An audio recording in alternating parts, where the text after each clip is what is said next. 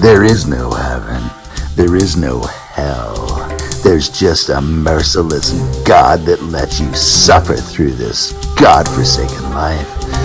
Don't you believe me? Let me show you. I just want a home like you.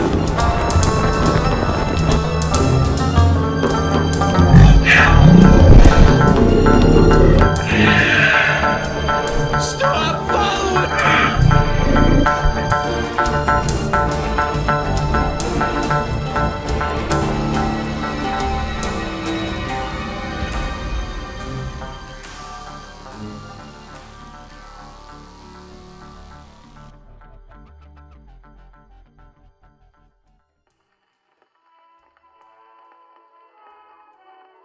Good evening.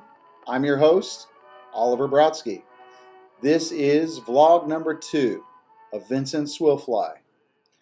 This vlog is dedicated to explaining the process of the book and how I'm making it. It also talks about the creative process and some of the techniques that go into that. Today, I'm going to talk a little bit for a few moments about some of the drawing techniques that are going into my book.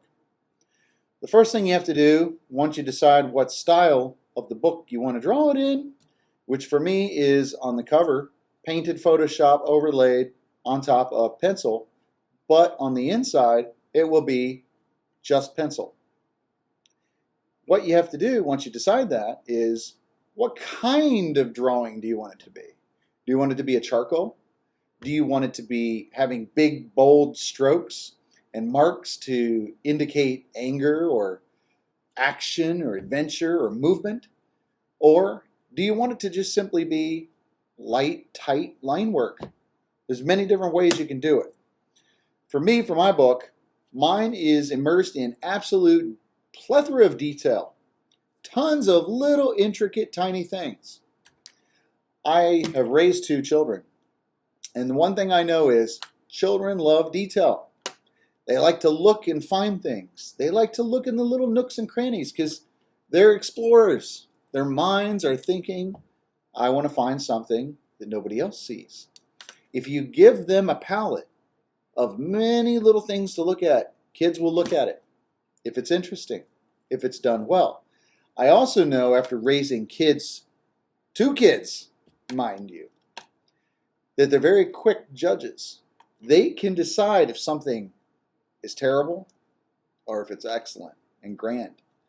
When I had the opportunity to design the Ollie and Friends menus for 6 years for Olive Garden, a giant restaurant chain, it was an absolute joy because I would fill these things full of tiny little details. I would spend hundreds and hundreds and thousands of hours designing every little nook and cranny of everything. Every little wood plank on barrels. Every little rock texture on the ground. Every little wave in the ocean. I would sit there and noodle it and noodle it. And what's crazy for me is, probably a lot of these kids didn't see everything I drew, but I did because I drew it. So really, I'm like a big kid. So in my book, I'm going to have a lot of detail. A lot of detail. And that's why it's taking so long. It's not that I'm just writing a 600-page novel. It's that it's fully illustrated. I would like today to share with you just a tiny little style sample of how I'm drawing what I'm drawing. I've been working on this drawing. This is Dr. Crocher. He is a man, but not really. He's a demon who has possessed a man's body. Maybe the man was dead, maybe the man wasn't. We don't really know as readers. But we know that Swyllfly found his name because he's a doctor. and he wanted to go find out why his wings were not working. Well, he arrived at Dr. Crocher's office and told him the situation, and he didn't like the news that Dr. Crocher gave him. You'll have to read the book to see what happens, but it wasn't pleasant. Swyllfly may be funny, and he may do silly things and tell funny jokes. He's very evil, very deadly. Notice some of the drawings that I've done behind Dr. Crocher. They're very subtle compared to the dominance of Swyllfly's backside and Dr. Crocher's body and head and finger. Notice Dr. Crocher's eyes. Notice the mood, how he's thinking. Notice the trepidation on his face, the knowledge that he's gained by looking at these wings, knowing he's got to tell Swyllfly, they don't work. You're too heavy. You need to lose weight, Swyllfly. I'm going to show you now some of the details of how I draw this, how I think about it when I'm drawing it, and some of the rules that apply when you're creating a juxtaposition of a layout like this. The first thing you have to think about when you start drawing is your composition. Composition is, first of all, you have to think about what are your outlines, your frame of reference. So in this case, it's a square. So you start there and you say, well, how do I want to compose my viewer's eye through the artwork? It is actually kind of like a manipulation when you're drawing, because whatever marks you make, that mark needs to be significant in some way. For example, all of these items on the back shelf here, these are all secondary items. So the goal of these is to, number one, add to the overall story of the picture. But number two, support it structurally. Imagine, if you will, how this drawing was when I first started. This guy here, Swyllfly's back, and Dr. Crocher were by themselves. This was a big empty space. So I could have just scanned those in and put it in and said, well, that's good enough. But it was a little empty, right? You're like, okay, it's about them, but where is he? What's his room look like? That's what all this stuff does. He is a doctor, but he's also into some witchcrafty kind of stuff, maybe some potions, some lotions, some, kind of circusy kind of spells kind of stuff. So I've wanted to create a horizontal structure behind him because he's very vertical, and that's the dominant flow, is a vertical of this picture, and it kind of comes down on an angle. So you're already describing to the people a vertical motion. So now, as a secondary, let's go ahead and add some opposite motions. That's what these bookshelves are here, these shelves here. These are all perpendicular to the dominant. So in art school, we learned about you have three parts to a design. You have dominant, which is this shape here. You have subdominant, which is these shapes here, because your eye goes from here up to these shapes. Then you have subordinate. Subordinate is what it sounds like. It's subordinate to the other pieces. Now, if you look at some of these, you then get back into some more verticals. So you have a large dominant vertical, then you have some horizontals that lead your eye to more very micro vertical kind of pieces. And then these actually lead your eye back to the dominant. So you have in a good kind of design, if you will, a drawing, you have a circular motion that leads a person's eye throughout the piece. And you know if it's a successful compositional piece because the person will keep looking at it and keep looking at it. When I did the Ollie and Friends designs, as you can see there, some of those guys, these were filled with circular shapes, meaning leading your eye all the way through them. They were all designed, and you could see that with even the pencil sketches. Very circular designs. And you can have very square shapes very square, rigid shapes without it being circular, but it's still a circular design. So when you look at this drawing, these lines on this dominant shape should be thicker. You really want that to stand out and pop off. These are going to be secondary. So when we get into the nitty-gritty of this, really what you're doing is, I am actually not drawing like a hard edge line like this that goes around. I'm actually drawing many short little lines. For example, let me show you. Instead of drawing the edge of this like whoop, which is what most people do, I draw little angles like that. Now, you say, why do you do that? Well, it creates a richer shape. It creates a more finished shape with more style, more soul, more boldness, more intentionality. I've also got some things in here that are hidden, such as this. This is a railroad tie that we found in Moab.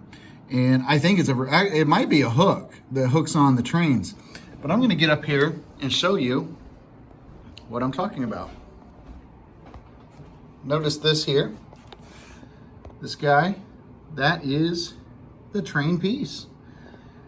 I made a little collage here of some of the parks that we visited. So what's great about this is, since it's my book and my story, I can just put little hidden things in there like that. Notice this little pineapple shape here. What's that? Well, that's my lamp right there. I just like that. I thought that was cool, and I said, I want to put that on a shelf. So I've got like little hidden things. Got an hourglass. These are potions. They have corks in them. The little papers running off. That's the tag. Got a little kind of a circular glass, kind of a globe there. It has some kind of contraption coming out, some kind of professor kind of thing. Got a little doll in there. Got some matches. And you can see matches and more vials with corks, probably a shrunken head, picture frame, and a rubber duck to be funny. Got a weird kind of bottle over here on the left.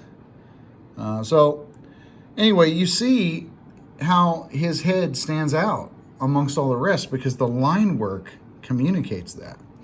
The line work and the heaviness of this line work in contrast with the lightness of this line work really draws your focus to this. And these two wings are pointing up to his eyes, and his eyes are pointing to the wings. They're interacting. Swyllfly goes to Dr. Crocher and says, I can't fly. My wings aren't working. What's wrong with me? Fix me. And of course, Dr. Crocher gives him the bad news, which ultimately leads to Dr. Crocher's demise. Swyllfly is not someone to be taken lightly. But when you're drawing, you notice some of this line work here. How I've got like these lines here. And if you look really closely, it's not perfected. I didn't blend it. I don't want to blend it. If I blend it, it's going to look like a mush with no style, no pizzazz. But if you give it that style and that confident pizzazz, it really adds something to it. For example, look at the light source here. You've got light coming down somewhere from up here because you've got this in shadow. So the front of his hair here is really in shadow.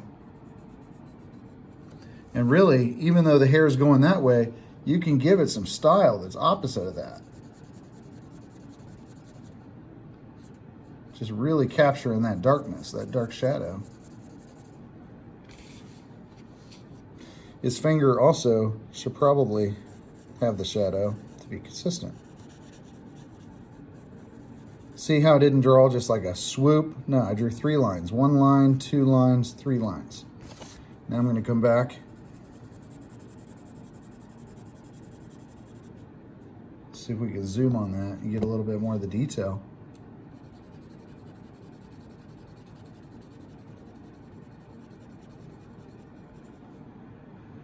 That's how you do it. That's how you draw. Now back to these. When you're drawing something round, you're drawing the form. You want it to look as three-dimensional as possible, which is kind of hard to do when you're drawing something flat. But by drawing short, angular curves, it creates almost an illusion of depth. You're telling the viewer there's some roundness to this. Everything has a plane. A plane is a flat shape. Like that's a plane there. That's a plane there. That's a plane there. And see how it's kind of round? That's how you should see objects.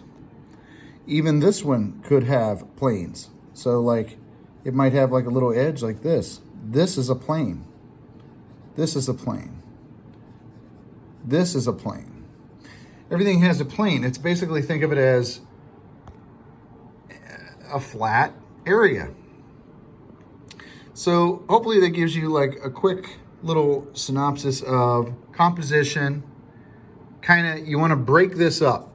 Now typically if you want a really dynamic drawing, you would angle it to the squareness of the picture. The more angled, this way or this way, the more dynamic. In a way, this is dynamic, but it's kind of subtle. You kind of have an angle here like this, but it's more subtle. It's more like an L shape, but it still creates some interest, some very interesting things. And the detail with all these drawings here really start to tell the story. I will share with you many, many more videos with many more examples of the drawing process, the techniques that I use. In fact, I'm really looking forward to that. It cannot be done in a 20 to 30 minute video. So each time that I make one of these, hopefully you find it interesting. Hopefully you get into the mind of an artist and kind of see things the way that I see things. Not that I'm something great. I'm just a person just like you or anybody else. I encourage everyone to draw. I believe a lot of drawing can be learned if taught well by somebody that knows how to draw. But it's really not the ability to draw that makes one seem talented. It's the ability to see. Can you see? Now, what I mean by that is, if you were to look at this bottle, for example, and I told you to draw this bottle, how does your brain work? What do you think of when I say that? Do you say, oh, I'll draw a shape like this and the lid? See, you're thinking with the left side of your brain. You're thinking about what you think you see, but you are not seeing reality. If you look at this bottle, you should not look at the lid or the wrapper or the plastic or the water. None of those pieces of information will help you draw it.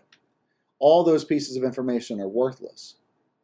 When you draw, your pencil should never move unless you're looking at what you're drawing. If you move your pencil while you're not looking at this, then you're drawing from your imagination, and you're limited by drawing from your imagination. Oh yes, over time you can memorize things. I've memorized how to draw Donald Duck. But if I look at Donald Duck and draw him, I can draw him better because I can compare what I'm seeing to what I'm drawing. You should never draw without looking at real material. Oh, you can draw for fun, but if you want something to really look like an item, you need to follow the contours. So for example, if I were to draw this, I wouldn't even think, oh, it's a plastic bottle. I wouldn't just quickly draw this shape. I would draw probably a straight line from here to here, just like a straight line. Then where that starts to angle down from here to here, I draw another little angled line, but it would be a little bit steeper angle. And then from here to here, I would draw another line. So you'd have 3 lines from here to here to create that curve. And as I was saying before, that creates dimensionality. Even if you look at that and know it's a pencil drawing, in your mind, your brain is going to register, oh, there's a change of direction right there. There's a change of direction right there. There's a change of direction right there. Your brain will see it. Your brain will see it because it's going to notice these changes of directions. Like from here to here, there's a point. That's a change of direction. I hope that is interesting to you because it's interesting to me. And that is how I draw. Now, as I said, I wanted to share a piece of artwork every video that's interesting to me. This one is a coaster. And I just got this from Yellowstone National Park. And this was in the area where there was Old Faithful Geyser. And what really surprised me about that is there were many, many gift shops. And I really loved this because it had the bear on it, and it has the cracked pieces on it, and it looks weathered. And I had already been working from home because of the virus, and I kept getting water all over my table. I'm like, man, I need a coaster, I need a coaster. So when I saw this, I saw it, and I'm like, yeah, that's cool. Because it's got the words are all faded out, and the bear's all faded out. It's just like a big dominant shape. It looks like sunset, or probably sunrise or sunset. That's when bears come out. But anyways, I love this coaster. Every time I get my water put on it, every morning, I remember that gift shop. I remember Old Faithful. I remember how I felt that day when I went to that particular part of Yellowstone. It's amazing how we link something to an item. Well, that concludes today's vlog. I appreciate you joining me, and join next time. We'll talk about something very different. I'm Oliver Brodsky, your host, and I'll see you next time at Oliver Brodsky Studios.